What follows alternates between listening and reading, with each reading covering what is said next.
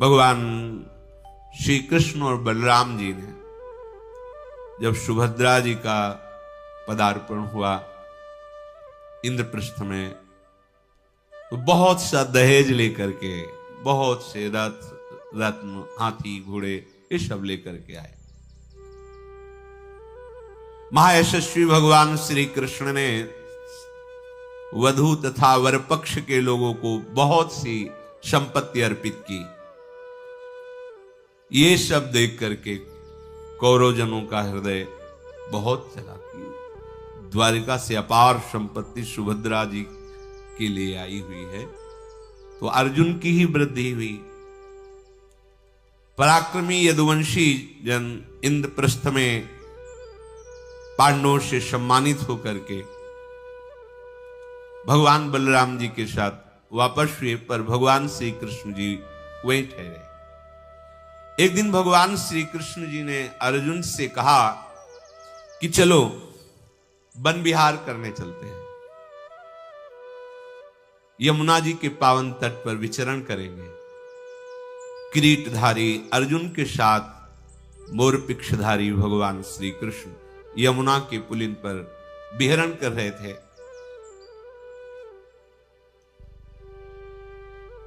इसी बीच में कुछ काल व्यतीत होने पर सुभद्रा जी के गर्भ से एक महावीर का जन्म हुआ, जिसका नाम अभिश्चमन्युमाश्चैव ततस तमरिम मर्दनम अभिमन्युमिति प्राहुर अर्जुनिम पुरुषर्षभम। अभी जहां वो होगा वहां भय नहीं होगा, अर्थात निर्भय। मन्युमान जो ठान ले वो करके ही गुजरे, इसलिए भगवान के समक्ष ब्रह्म ऋषियों ने उनका नाम अभिमन्यु रखा। अर्जुन कुमार अभिमन्यु, जो सुभद्रा जी से प्रकट हुए। विशाल नेत्र, विशाल वक्षा स्थल, दर्शन मात्र से शत्रुओं को भय प्रदान करने वाला स्वरूप। भगवान श्री कृष्ण ने विशेषतः लालन पालन और शिक्षा का भार स्वयं लिया अभिमन्यु की। अभिमन्यु शुक्ल पक्ष के चंद्रमा की तरह बढ़ने लगा। अभिमन्यु जी को पहले ब्रह्म ऋषियों से वेद का ज्ञान और जो दिनचर्या नियमावली जैसी ब्रह्म ऋषि कुमारों की होती है, ऐसी अभिमन्यु की। फिर स्वयं अर्जुन जी ने समस्त अस्त्र विद्या का ज्ञान, दिव्यास्त्रों का ज्ञान, सौष्ठो, विज्ञान, अस्त्र लाघो, ये सब अभिमन्यु जी को सिखाया। अभिमन्यु जी अर्जुन जी के ही समान धनुर्धर हुए। सुभद्रा कुमार अभिमन्यु को देखते ही पांडव प्रसन्न हो जाते, ऐसा उनका बलिष्ठ स्वरूप। प्रभु श्री कृष्ण के भांजे। इधर शुभ लक्षणा द्रौपदी जी ने भी अपने 5 पतियों से एक एक वर्ष के क्रम में पर्वत के समान अविचल बल धारण करने वाले 5 पुत्र प्रकट किए।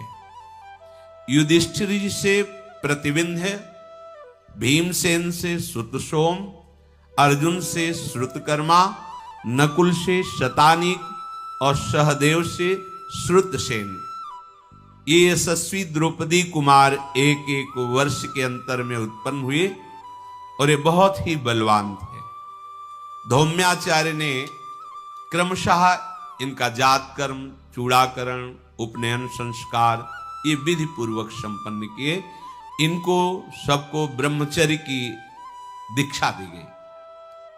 कोई भी हो, जब तक पाणिग्रहण नहीं तब तक ब्रह्मचर्य का विधान शास्त्रीय विधान है, तभी गृहस्थ धर्म उनका बहुत सुंदर होता। पर ये मनमानी आचरण करने के कारण, ब्रह्मचर्य ना रहने के कारण छोटे छोटे अवस्थाओं में बहुत ही दयनीय दशा है शरीर की, बुद्धि की, मानसिकता की। फिर अर्जुन ने अपने द्रौपदी के जो 5 पुत्र हैं उनको दिव्यास्त्रों का, मानुष धनुर्वेद का ये सब ज्ञान कराया। अब तो पांडव बहुत प्रसन्न रहने लगे। एक दिन भगवान श्री कृष्ण ने अर्जुन से कहा, बड़ी गर्मी पड़ रही, चलो यमुना स्नान करते हैं। हाँ हाँ मधुसूदन, जैसी आपकी इच्छा। मित्रों के साथ वहां चलते हैं और जल विहार करते हैं, फिर शाम के लौट आते हैं। भगवान श्री कृष्ण, अर्जुन और भी परिवार के लोग यमुना स्नान करने के लिए गए। जल क्रीड़ा की बड़ा उत्सव जैसा चल रहा था, तो अर्जुन और भगवान श्री कृष्ण वहां से टहलते हुए आगे बढ़े तो देखा एक विशाल साल का वृक्ष है। तो उसकी छाया में खड़े होकर एक वन की तरफ देख रहे थे, खांडोवन। उसी समय देखा एक बड़े तेजस्वी ब्राह्मण अर्जुन और भगवान श्री कृष्ण की तरफ आ रहे हैं। ऐसा लग रहा था मानो जाज्वल्यमान अग्नि ही आ रहे हो। दाढ़ी मूछों से अग्नि की ज्वाला की लपट निकल रही थी। पीत वर्ण, बहुत ही ऊंचाई, आंखों से सूर्य के समान तेज निकल रहा था। मस्तक पर जटा धारण किए हुए, चीर वस्त्र पहने हुए। जब निकट आए तो भगवान श्री कृष्ण और अर्जुन ने नमन किया कि ये ब्राह्मण हैं, ऐसा मानकर। ब्राह्मण देवता ने कहा, मैंने सुना है कि आप ब्राह्मणों को मुंह मांगी वस्तु देते हैं, तो आप दोनों बड़े दाता हैं। मैं बहुत भूखा हूं, पर मैं बहुत ही अधिक भोजन करने वाला ब्राह्मण हूं। कितना पाओगे? अपरिमित। पर मुझे तृप्त करना हो तो आप हमारा ये भिक्षाग्रह स्वीकार करें। आप लोग एक बार मुझे भोजन करा दीजिए, एक बार तृप्ति दे दीजिए, मैं अस्वस्थ हूं। भगवान श्री कृष्ण ने कहा, आप कैसे ब्राह्मण हैं कि आपको आज तक तृप्ति नहीं हो रही? क्या भोजन चाहिए आपको? आप मांगिए, यहां कुछ अदेय नहीं है। जहां पार्थ है और मैं हूं, वहां कुछ अदेय नहीं। क्या चाहिए आपको? तो उन्होंने कहा कि मैं कोई साधारण ब्राह्मण नहीं हूं, मैं साक्षात अग्निदेव हूं। मुझे अन्न की भूख नहीं है, पर मुझे भूख है, पर अन्न की नहीं। ये जो तुम देख रहे हो ना, खांडोवन, बहुत विशाल वन, ये देवराज इंद्र से सुरक्षित है। इसमें इंद्र का सखा तक्षक नाग भी रहता है परिवार के सहित, और बड़े बड़े सब जीव जंतु, अपार विशाल वन। मैं इसे खाना चाहता हूं, पूरे वन को भस्म करना चाहता हूं। पर जब मैं इसे खाने की चेष्टा करता हूं तो देवराज इंद्र मेघों की ऐसी वर्षा कर देते हैं कि फिर मैं नहीं जला पाता हूं, इसलिए मैं भूखा रह जाता हूं। आप दोनों अस्त्र विद्या के पूरे जानकार हैं, इसीलिए मैं खांडोवन की भिक्षा मांगता हूं कि मुझे एक बार इससे पाने के लिए दे दीजिए। आप दोनों उत्तम अस्त्र के ज्ञाता, मैं जब जलाने लगूंगा तो इंद्र विघ्न डालेंगे, आपको रोकना है। कोई भी प्राणी भाग करके नहीं जा पाएगा, मैं सबको खाऊंगा क्योंकि मुझे बहुत भूख लगी। अग्नि देवता ने ऐसी प्रार्थना की। तुम्हें ऐसी भूख क्यों लगी खांडोवन की? क्या परेशानी तुम्हें है? तो उन्होंने कहा कि एक इंद्र के समान प्रभावशाली राजा हो गए जिनका नाम श्वेतकी है। अरबों अरबों गौशालाएं थी उनकी, और वो निरंतर घी की आहुति से यज्ञ करते रहते थे। यज्ञ कराने वाले भाग गए, दक्षिणा ले लेके ऊब गए, उनकी आंखें धुंधली हो गई, कोई यज्ञ कराने के लिए तैयार नहीं। इतनी यज्ञ उनका स्वभाव ही था। दीर्घ काल तक आहुति देते देते जितने ऋत्वज थे सब ऊब के भाग गए। अब मुझे नहीं चाहिए दक्षिणा, नहीं कराना स्वाहा। आंखें निष्पाप नरेश वो बड़े उदास हुए क्योंकि उनका स्वभाव यज्ञ करना था। तब उनका, ठीक है तुम ब्राह्मण लोग यज्ञ नहीं करोगे तो मैं महादेव से यज्ञ कराऊंगा, महादेव जी को अपना आचार्य बनाऊंगा। और भगवान शिव को यज्ञ के लिए प्रसन्न करने के लिए कैलाश पर्वत पर गए। इंद्रिय संयम, मन संयम करके 12वें या 16वें दिन कोई फल या मूल या जल ले लेते और दोनों बाहें ऊपर उठाकर एकटक आकाश की तरफ देखते हुए 6 महीने तक खड़े होकर के मंत्र जप किया भगवान शिव के लिए। कैसी कठिन तपस्याएं होती थी। अगर 6 महीने खड़े होने की तो बात जाने दो, 6 महीने कह दे कि 2 घंटा केवल सो लेना, बस भजन करो, तो नहीं हो सकता। 12वें या 16वें दिन थोड़ा सा कंदमूल, फल या जल ले लेते, बस दोनों हाथ उठाए आकाश की तरफ देखकर 6 महीने ठूंठ की तरह अविचल भाव से खड़े होकर मंत्र जाप किया।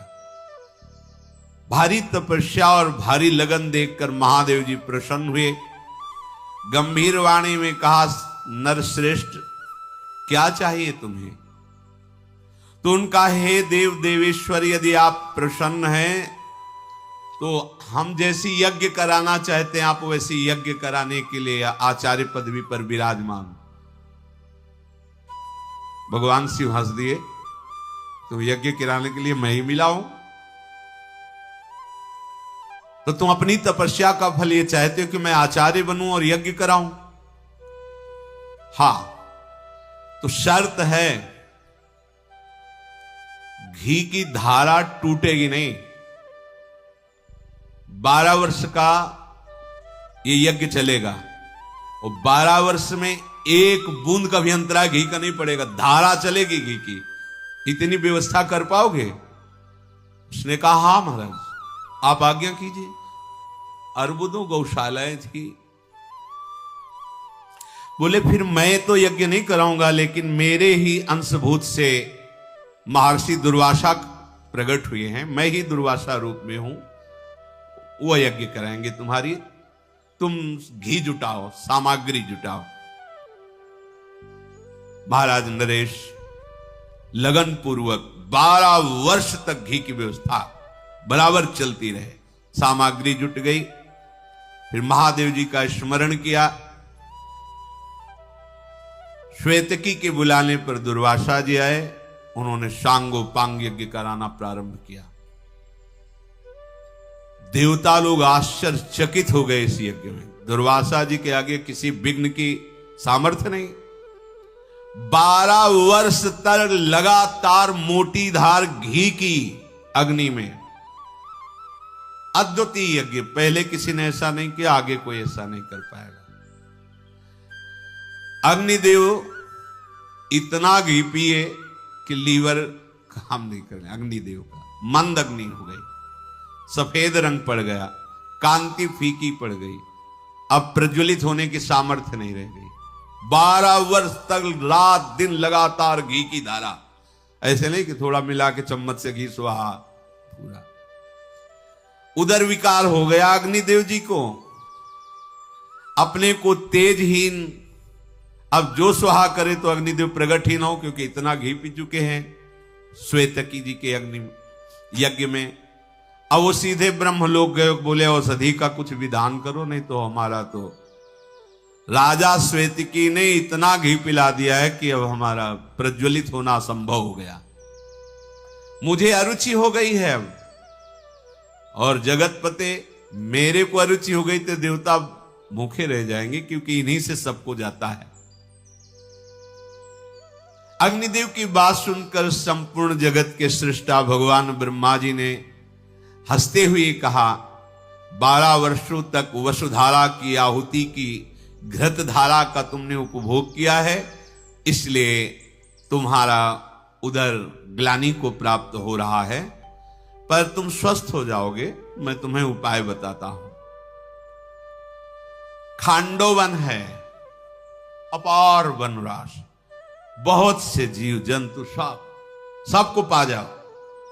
जैसे उदर में चिकनाहट पाने से तो चना है, ऐसे सूखी चीजें पाओ तो थोड़ा चिकनाहट से बचो।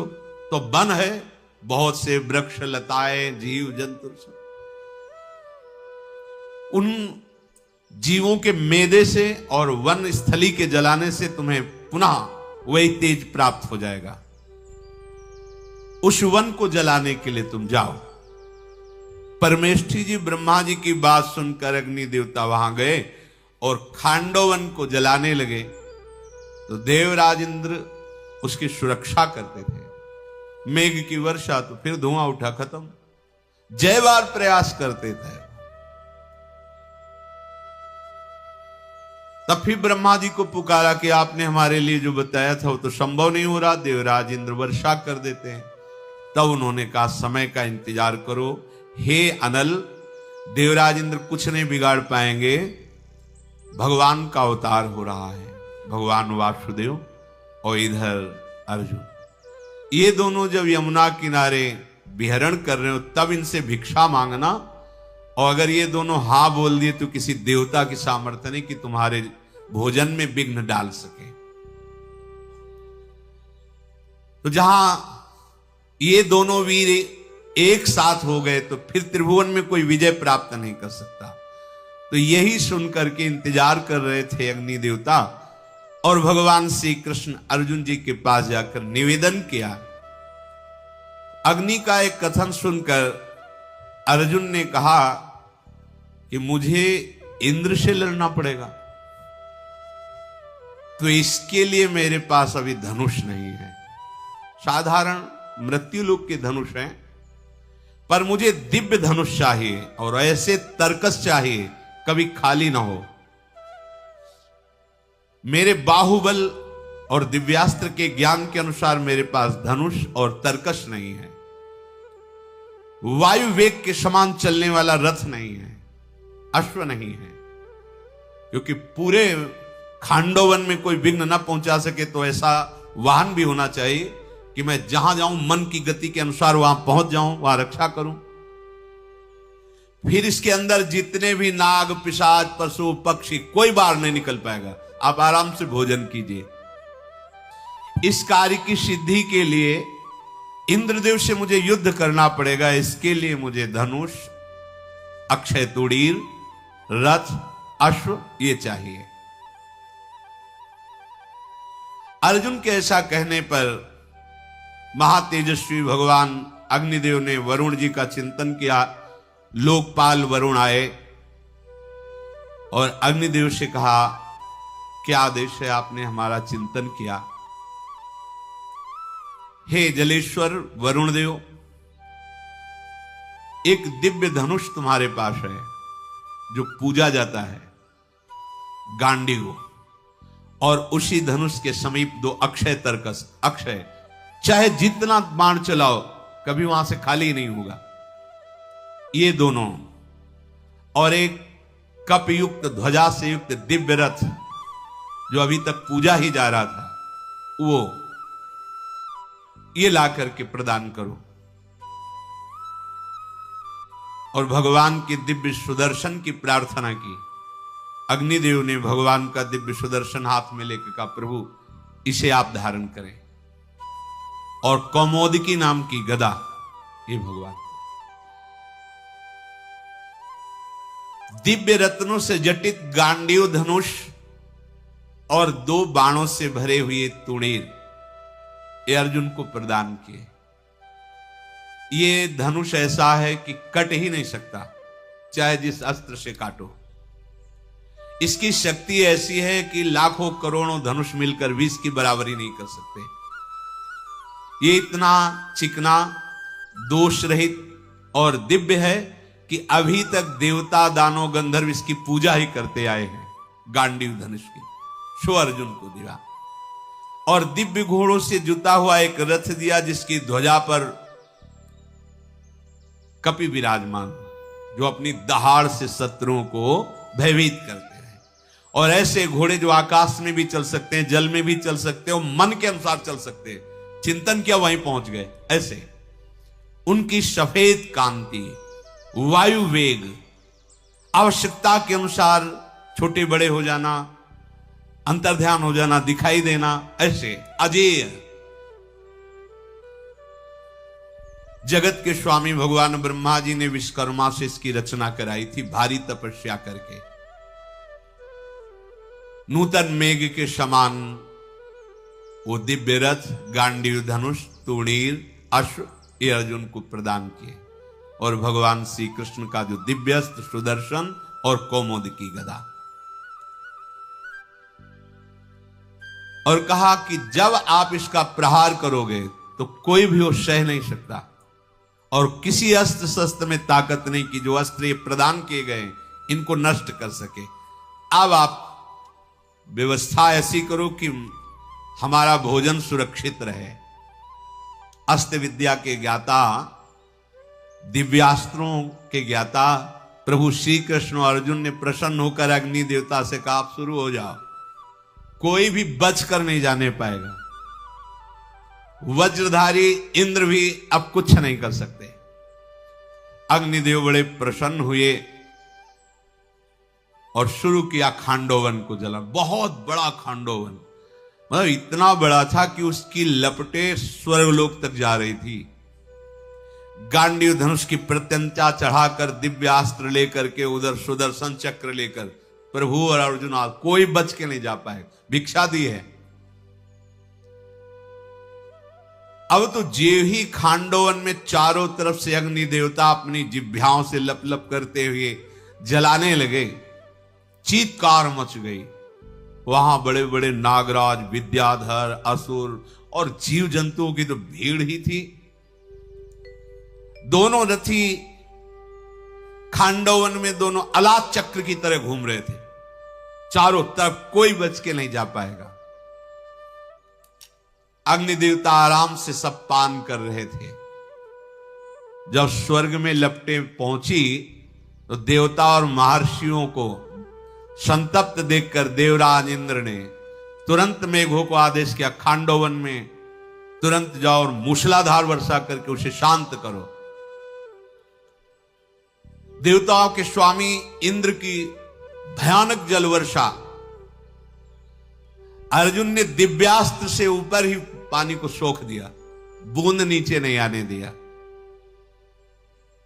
फिर दोबारा अग्निदेव पर कुपित होकर बड़े बड़े और प्रलयकारी मेघ हो गए। भगवान के सुदर्शन चक्र ने ऊपर ही रख उस जल को सोख दिया। ये दिव्यास्त्र है। ऐसा अस्त्र प्रदर्शन कि जल वर्षा से अधिक बाणों की वर्षा दिखाई दे रही थी। भगवान अग्निदेव खांडवन को पाए जा रहे थे। वहां नागराज तक्षक भी रहता था, पर वो उस दिन कुरुक्षेत्र चला गया था, उसका परिवार वहीं था। तक्षक का एक पुत्र था अश्वसेन, जो बहुत ही बलवान और विषधर था। उसने अपनी मां से प्रार्थना किया कि मैं तो ना उड़ के जा सकता हूं ना निकल सकता हूं, क्योंकि उड़ो तो ऊपर अस्त्रों से काट दिए जाएंगे, अब आप ही बचा सकती हो। तो उसने कहा कि मैं अपनी प्राण की बलि देकर तुम्हें बचा लूंगी, चलो अंदर प्रवेश करो। मुंह खुला तो अब वो अंदर प्रवेश किया तो उसका मुख पूंछ की तरफ हो गया और इनके मुख की तरफ पूंछ हो गई, और ये दिव्य सर्प है तो आकाश में उड़ी। जो ही अर्जुन ने देखा तो छुरे रूपी अस्त्र से उसका गला काटा तो जरा सी इसकी पूंछ कटी और खांडोवन के बाहर गिरा, अंतर ध्यान हो गया क्योंकि बच गया। तो एक ये बचा अश्वसेन नाम का तक्षक का पुत्र। फिर तो बड़ी सावधानी से भगवान ने कहा एक तो बच गया भिक्षा में, एक निकल गया, अब कोई दूसरा न निकल नहीं पावे। बड़ी सावधानी से अस्त्रों का प्रहार करते हुए खांडोवन की भिक्षा अग्निदेव जी को। अब खांडोवन का विनाश अग्निदेव कर रहे तो सब देवताओं ने ही समझा कि अब भगवान की जब इच्छा है तो सब वापस हो गए।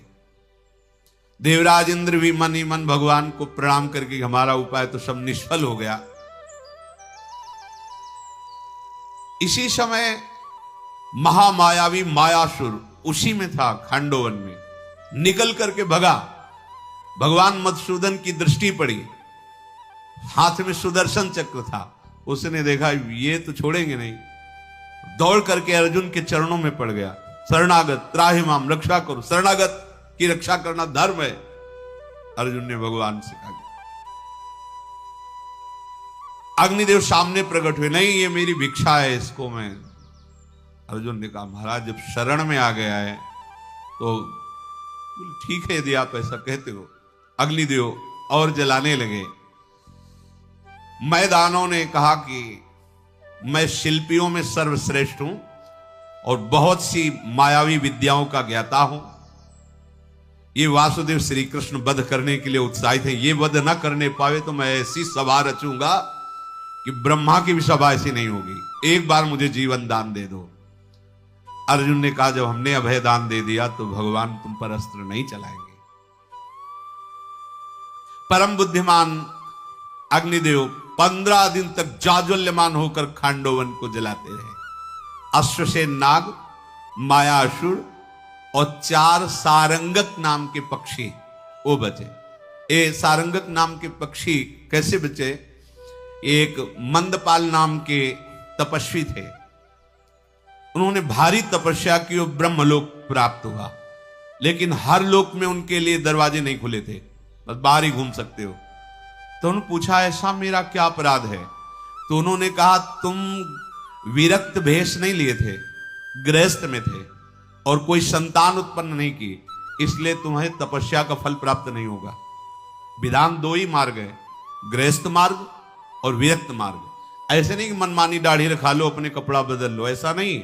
आचार्य परंपरा विरक्त भेष की है। इसी बात के लिए अगस्त जी ने वो जो हाथी का स्वरूप, क्या इंद्रद्युम्न कुछ ऐसा नाम था उस राजा का, वो मनमानी ऐसे ही संत वेश रख करके भजन, उनका ऐसा नहीं, तुम हाथी की तरह बैठे हो तो वही गजराज बने त्रिकूट पर्वत पर, जिसका भगवान ने फिर बाद में उद्धार किया। ये सिद्धांत है पुनामनो नरकात पुत्रस्त्रायते पितरम श्रुति तस्माद पत्य संताने यतस्व ब्रह्म सत्तमम। सिद्धांत उनको वहां ब्रह्मलोक में बताया गया कि यदि गृहस्थ हो तो ये संतान होनी चाहिए, नहीं है तो विरक्त होकर भजन करो, नहीं तो पुत नाम का नरक तुम्हें मिलेगा। ऐसा सिद्धांत है। पुनामनो नरकात पुत्रस्त्रायते पितरम श्रुति। यदि आप गृहस्थ धर्म में हो तो आपके एक संतान होनी चाहिए। और एक गृहस्थ धर्म से विरक्त की तरफ आचरण कर रहे थे, पर आचार्य परंपरा गुरु परंपरा से किसी महापुरुष द्वारा विरक्त मंत्र विरक्त भेष नहीं लिए थे, इसलिए कहा तुम गृहस्थ में ही हो, संतान उत्पन्न नहीं किया, सब लोग बंद है तुम्हारे, जाओ संतान उत्पन्न करो फिर आओ। उन्होंने विचार किया कि जल्दी संतान किससे हो जाए, क्योंकि संतान की तो सारंगक नाम पक्षी जल्दी संतान प्रकट करता है। तो तपस्वी थे, उस सारंगक नाम पक्षी से 4 पुत्र उत्पन्न किए। और जब खांडोवन जलने लगा तो उन्होंने कहा सारी मेहनत, क्योंकि भस्म हो जाएंगे तो फिर वहां ताला लगा मिलेगा। तब उन्होंने अग्निदेव से कहा कि हमारी जो दिव्य उन्नति होने जा रही उसमें सहयोगी हैं बालक, आप कृपा करके इनकी रक्षा। पूरा खांडोवन जल गया और उनको आंच भी नहीं आई, क्योंकि अभी उनके पंख भी नहीं निकले थे, उनको आंच नहीं आई। तो ये पूरे खांडोवन में अश्वसेन नाग, मायासुर और सारंगक नामक ये 4 पक्षी बचे। भगवान श्री कृष्ण और अर्जुन के द्वारा सुरक्षित प्रचंड ज्वालाओं वाले भगवान अग्निदेव को जब खांडोवन का भोजन मिला तो ये सब मज्जा मेद आदि पीकर और सूखे हरे सब वृक्ष जलाकर अब उनकी जठराग्नि ठीक हो गई। हाँ, अब स्वस्थ हो गए। उसी समय भगवान श्री कृष्ण और अर्जुन के बीच में इंद्रदेव मरुदगणों के साथ आए और स्तुति की कि प्रभु ये मेरी सेवा थी, इसलिए मैं आपके विरुद्ध में युद्ध में आया, पर मैं जानता हूं आपने जो धर्म स्थापना की उसके लिए मैं आपके विरुद्ध में लड़ रहा था, पर कहीं आपसे विजय प्राप्त कर सकता हूं क्या? पर प्रभु मुझे क्षमा कीजिए, मैं अपने धर्म पालन के लिए ये रोक रहा था। अर्जुन ने कहा कि हमारी इच्छा है कि आपको जितने दिव्यास्त्रों का ज्ञान हो हमें प्रदान करें। तो उन्होंने कहा इसके लिए समय है, जब आप देवाधिदेव महादेव जी को प्रसन्न कर लोगे और पिनाक पाणी भगवान का पिनाक अस्त्र ले लोगे, तब हमारे दिव्यास्त्रों को धारण करने की योग्यता तुम में आ जाएगी, अभी समय है। वो समय कब आने वाला है वो आगे आएगा। वो अपने आप विधान बन जाएगा कि तुम्हारे पास आओगे, हम तुम्हें दिव्यास्त्र सिखाएंगे। अब दोनों पुरुष रत्न मुझे आनंद पूर्वक आशीष दें कि मैं आपकी आज्ञा का पालन करूं। ऐसा कहकर भगवान इंद्रदेव स्वर्ग को चले गए और अग्निदेव बहुत प्रसन्न हुए। प्रभु पूरी भिक्षा हो गई। अब मायासुर ने भगवान की परिक्रमा की और प्रभु से कहा, प्रभु मुझे जीवन दान दिया है तो मुझे थोड़ी सेवा करने का अवसर दीजिए। कुंती नंदन युधिष्ठिर की ऐसी सभा की रचना करूंगा कि जो ब्रह्मा जी की सभा में भी नहीं है वो मैं उपस्थित करूं। आश्चर्यमय त्रिभुवन में सर्वोपम सभा की रचना। अर्जुन ने कहा कि मायासुर, मैं किसी की रक्षा करके उसका उपकार नहीं चाहता कि बदले में मुझे कुछ दे। तुम कृतज्ञता प्रकट करते हो ठीक है, लेकिन मैं उपकार नहीं चाहता।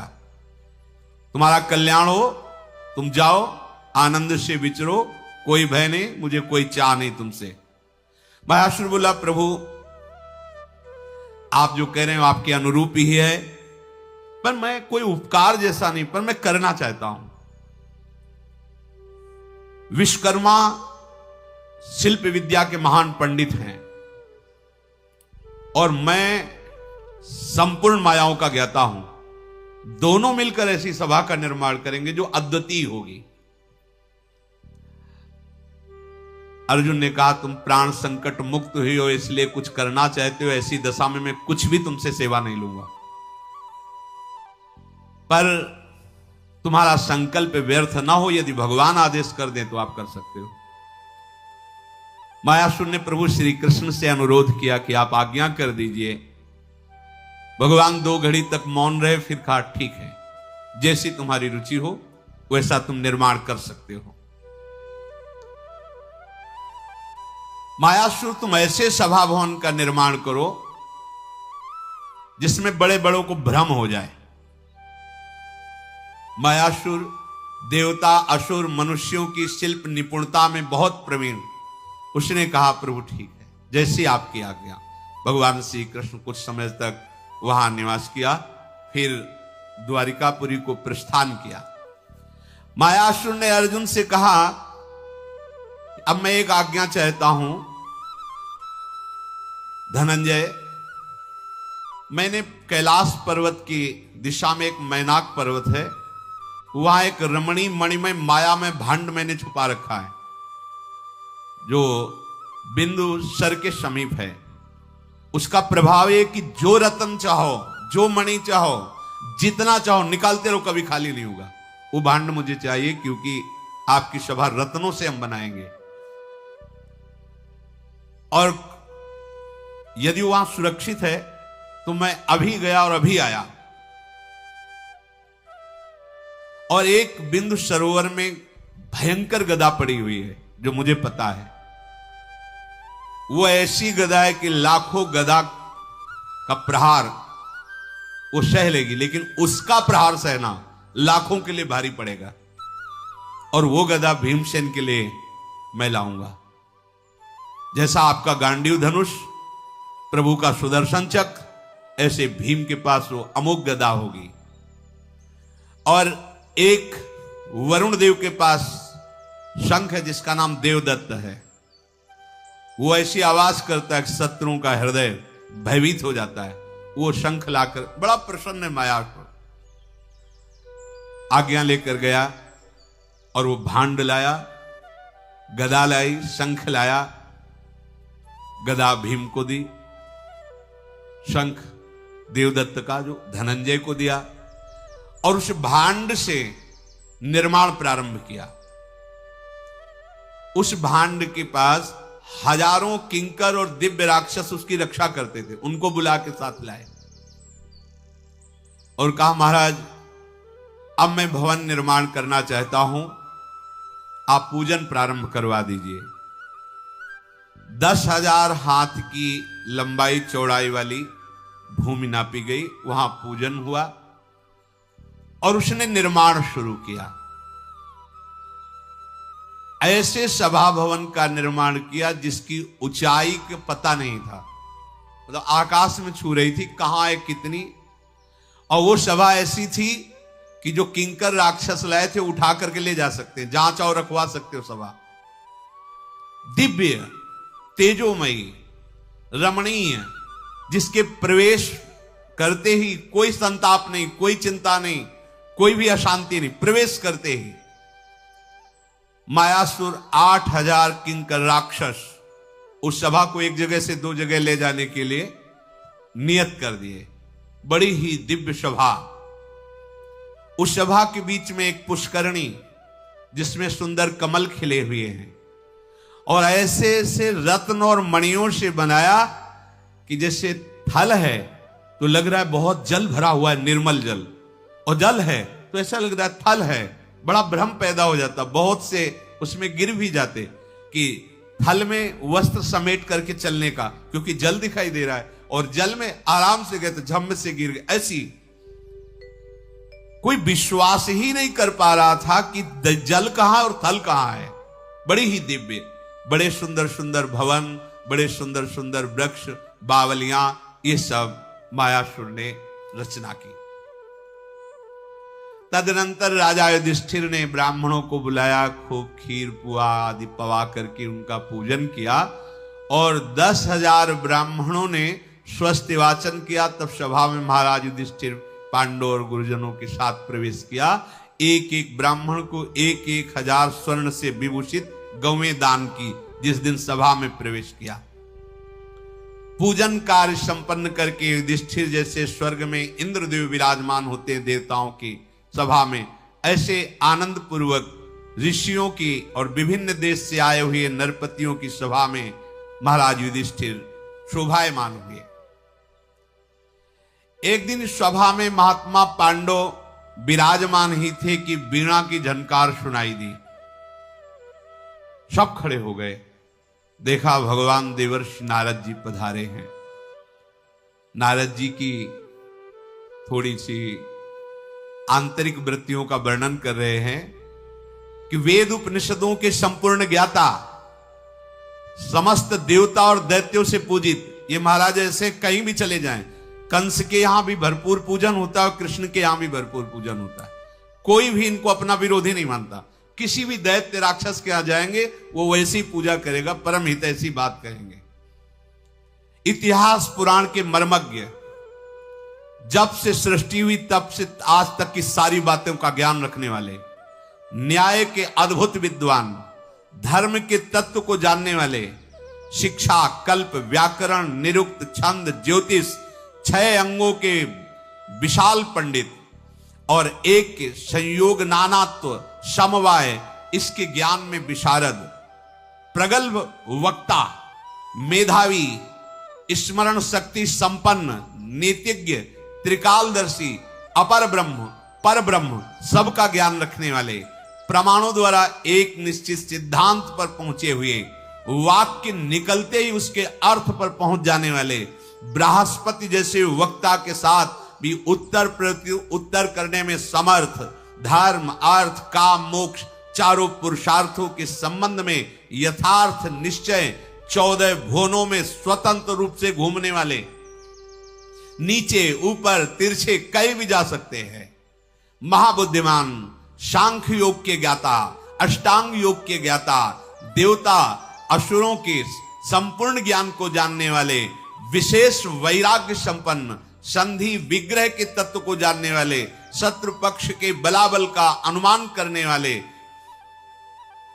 धन कैसे प्राप्त होता है, कैसे रक्षा की जाती है और कैसे उसका प्रयोग किया जाता है जिससे भगवत प्राप्ति, ये सब बातों के ज्ञान लोक लोकांतर में भ्रमण करते हुए महाराज युधिष्ठिर की सभा में देवर्षि नारद जी, सबको बड़ा आनंद हुआ।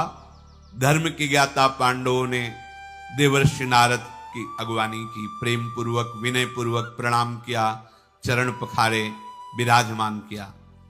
देवर्षि नारद जी ने कहा, राजन, क्या तुम्हारा धन ठीक से प्रयोग हो रहा है? अर्थात धन का ठीक से प्रयोग होना, भगवत सेवा, संत सेवा या किसी भी असहाय की सेवा, और कुटुंबी जन जो अपने द्वारा पोषित हैं उनकी सेवा। ये धन का ठीक से प्रयोग होना है। क्या तुम्हारा धर्म ठीक से चल रहा है? क्या तुम सदैव प्रसन्न रहते हो? अर्थात धर्म ठीक से रहना और अखंड प्रसन्नता ये भगवत चिंतन के द्वारा होती। अर्थात तुम्हारा क्या मन निरंतर भगवत चिंतन में लगा हुआ है? कहीं तुम्हारी वाणी किसी को आघात तो नहीं पहुंचा रही? देवर्षि नारद जी के द्वारा बहुत से उपदेश महाराज युधिष्ठिर को दिए गए जो राजनीति के अंतर्गत है। फिर कहा कि युधिष्ठिर तुम ये बात विशेष रूप से समझ लो कि ये 14 दोष यदि होंगे तो गृहस्थ हो या राजा हो नष्ट हो जाएगा। ये 14 दोषों से बचना ही चाहिए। पहला, भगवान के प्रति नास्तिकता तो नहीं है। दूसरा, कहीं तुम हर बात में झूठ तो नहीं बोलते हो। तीसरा, कहीं छोटी छोटी बातों में क्रोध तो नहीं करते हो।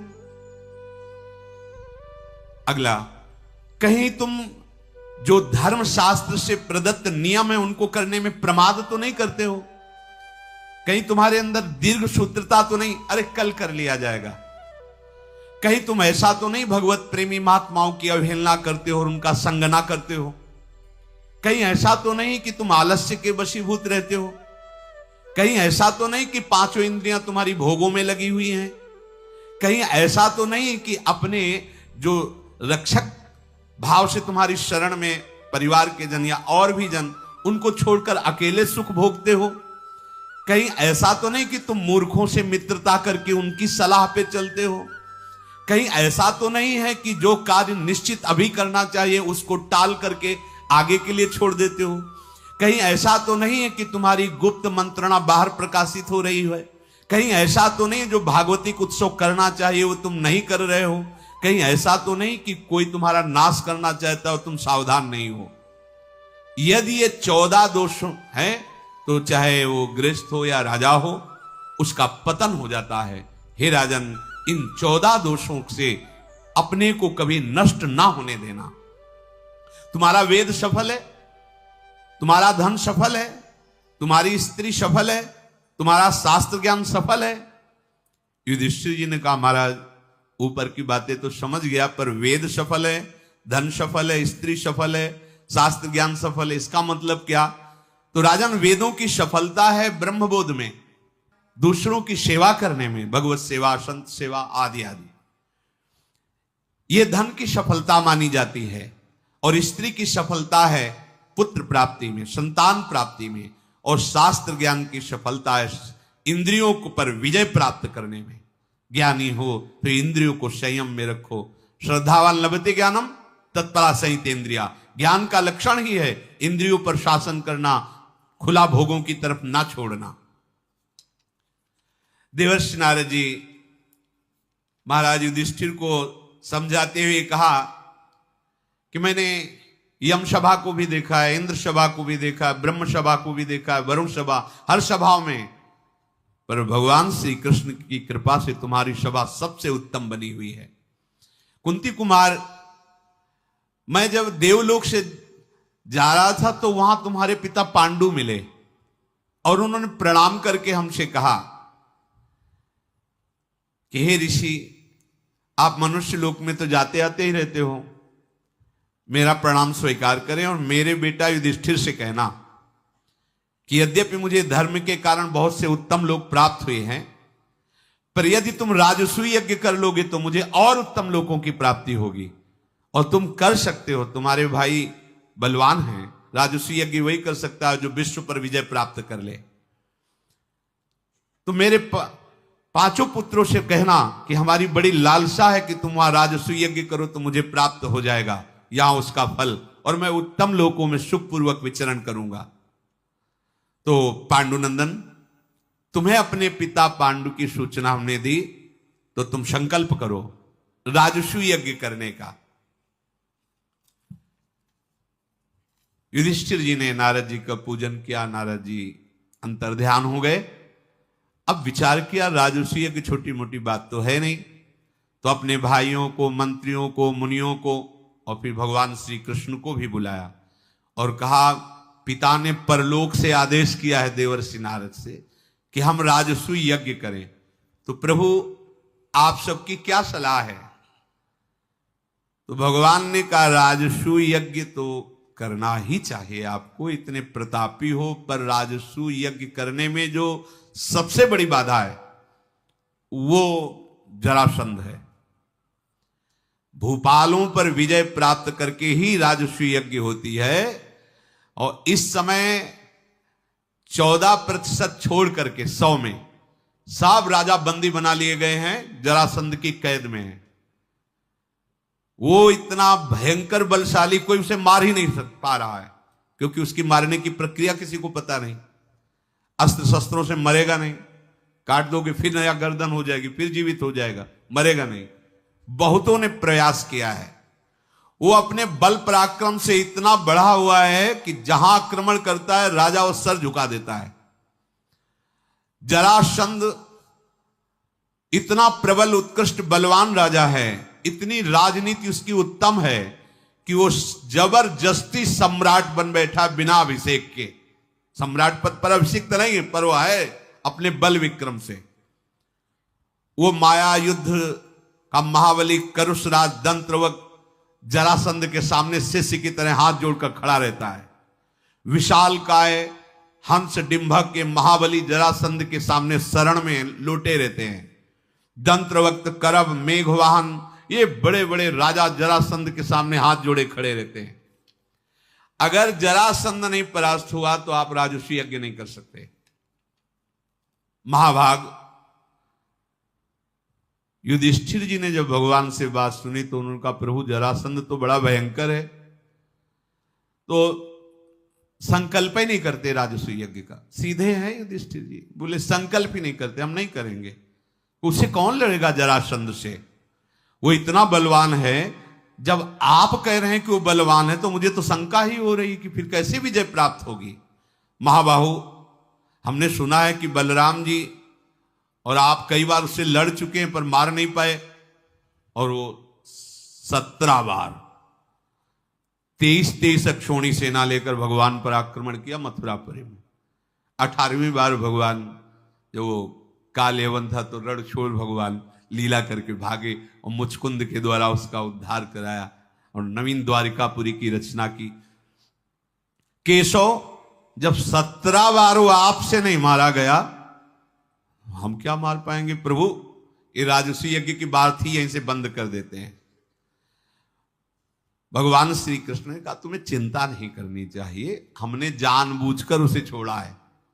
ये न समझो कि वो मारा नहीं, कई बार बलराम जी ने उसे फांसा है, तो हम ही ने कहा कि छोड़ दीजिए, जो हमारा कार्य वो बहुत बड़ा काम ये कर रहा है, 23 अक्षौणी सेना समेट के ला रहा है, तो लाने तो हमारा काम है इस समय भूमि का भार हरण करना, तो बड़ा भारी सहयोग कर रहा है।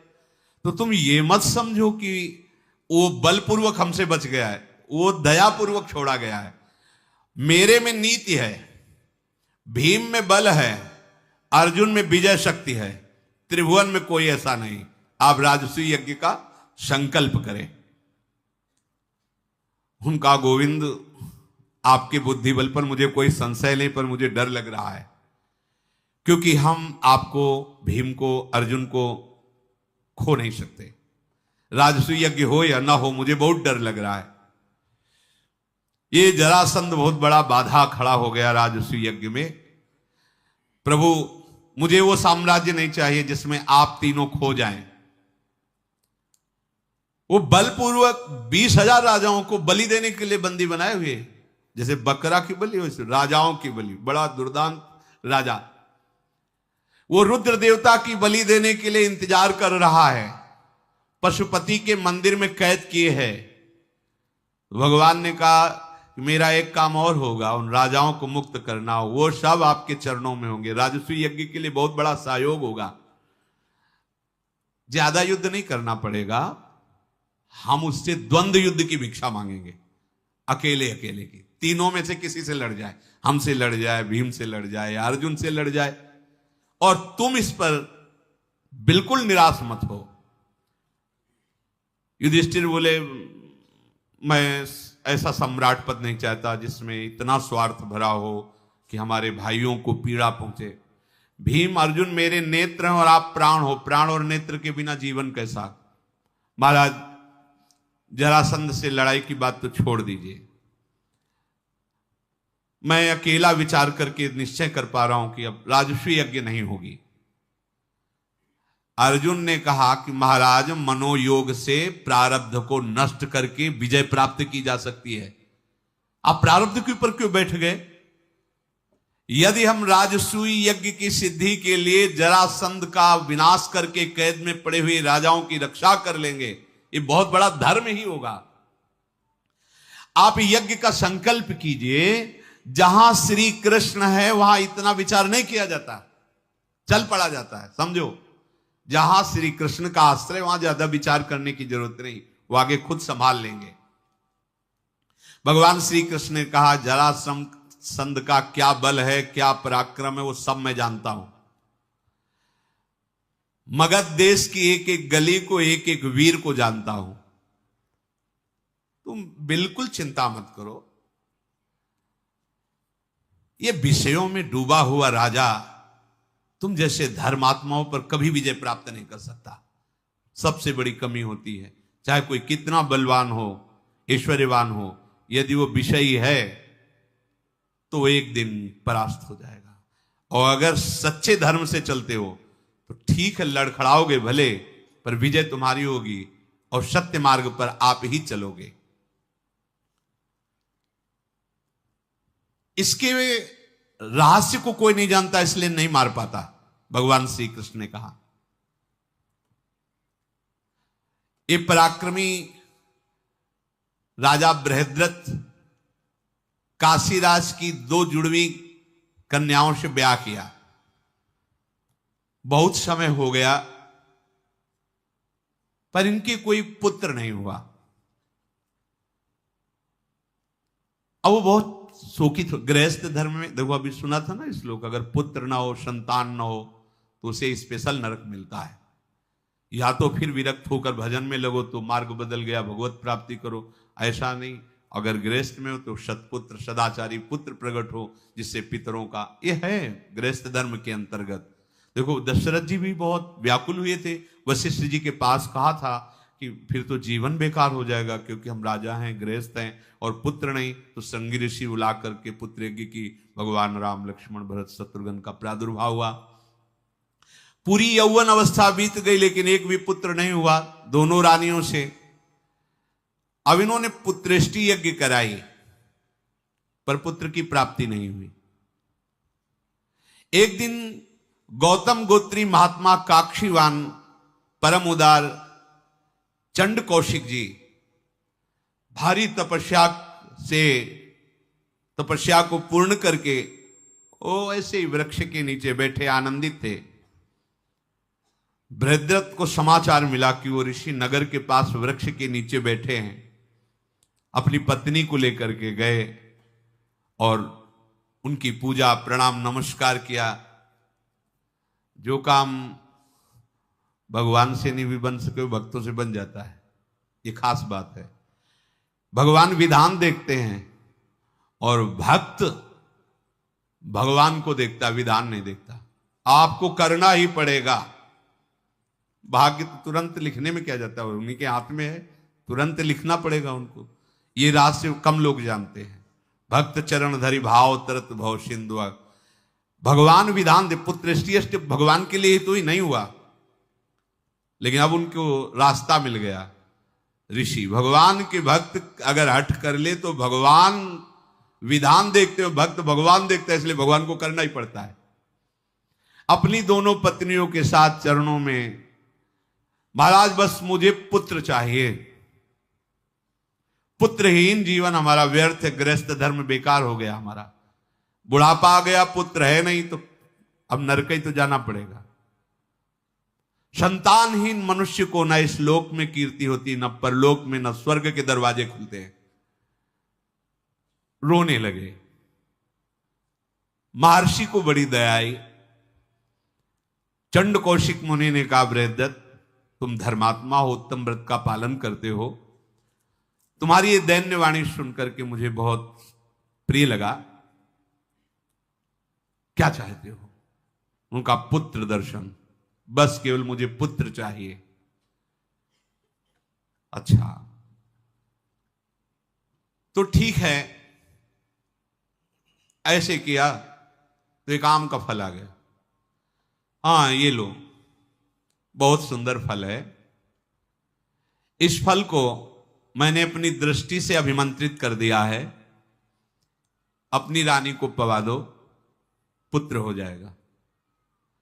जाओ, राजधानी को वापस लौट जाओ। और वो पुनः वन भ्रमण करते हुए तपस्या में जीवन बिताने लगे।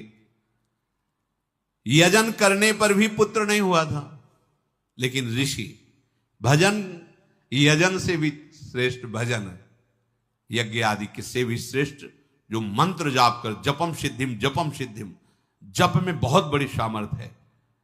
अगर आप निरंतर नाम या मंत्र जप करें, बहुत बड़ी सिद्धि, बहुत बड़ा लाभ है। राजा प्रणाम करके जाने लगे तो ऋषि ने कहा कि तुम्हारी दैन्यता देख करके मैं तुम्हारे पुत्र को 8 वरदान देता हूं।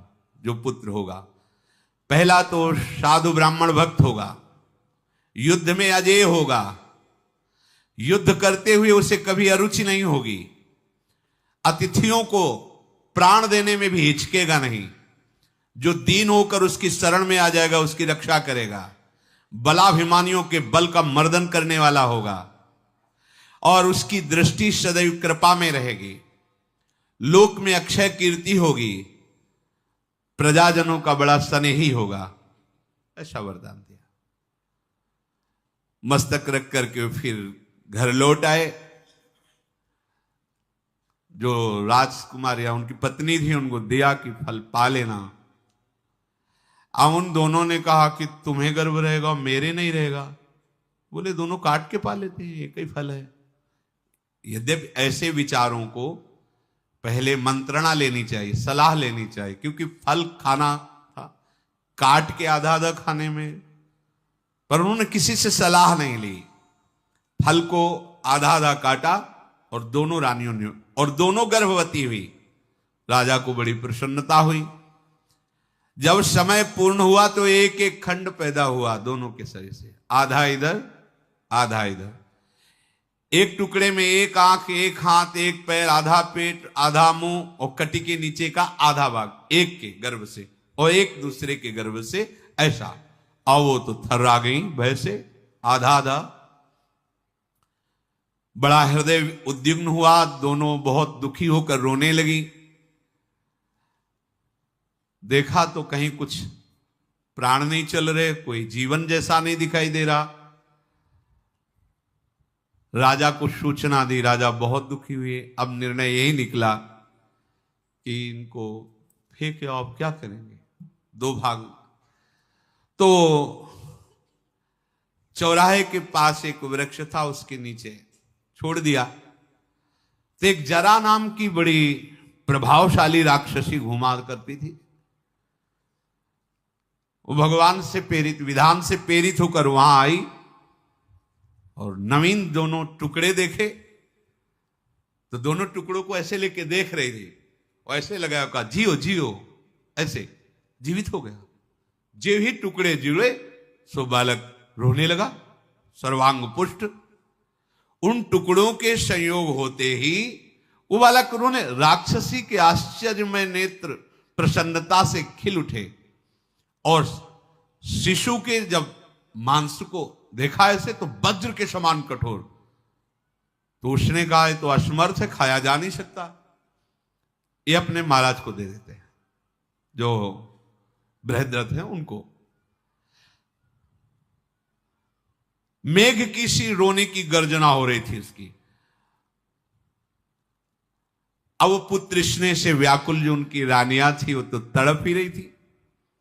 सहसाए राजा के पास पहुंची और कहा, नरेश, वैसे तो मैं हत्या ही करने के लिए उठाया था इनको, खाने के लिए, पर जीव ही ऐसे क्या है, जुड़ गए। तो उनका है तो मेरे ही पुत्र के दोनों खंड थे। तो तो उनका हाँ, ये आप स्वीकार कर ले लीजिए। बृहद्रथ ने कहा आज से हमारे राज्य में घर घर तुम्हारी पूजा होगी, अब तुम राक्षसी भाव से नहीं देवी भाव से पूजी जाओगी। धायों ने उस बालक को लेकर के माता की गोद में डाला जा करके, माताएं देखकर बड़ी आनंदित हुई। तो जरा नाम की राक्षसी ने संध किया, इसलिए उनका नाम जरासंध हुआ। और ये भगवान रहस्य जानते थे, इसीलिए कोई नहीं मार पा रहा था। अन्य अंग काटो तो फिर वो नवीन वरदानी। अगर ऐसे ही, अब वो कोई रहस्य जानता नहीं था, तो भगवान ने कहा मैं रहस्य जानता हूं, इसलिए तुम चिंता न करो। शेष चर्चा आगे। राधा वल्लभ लाल की।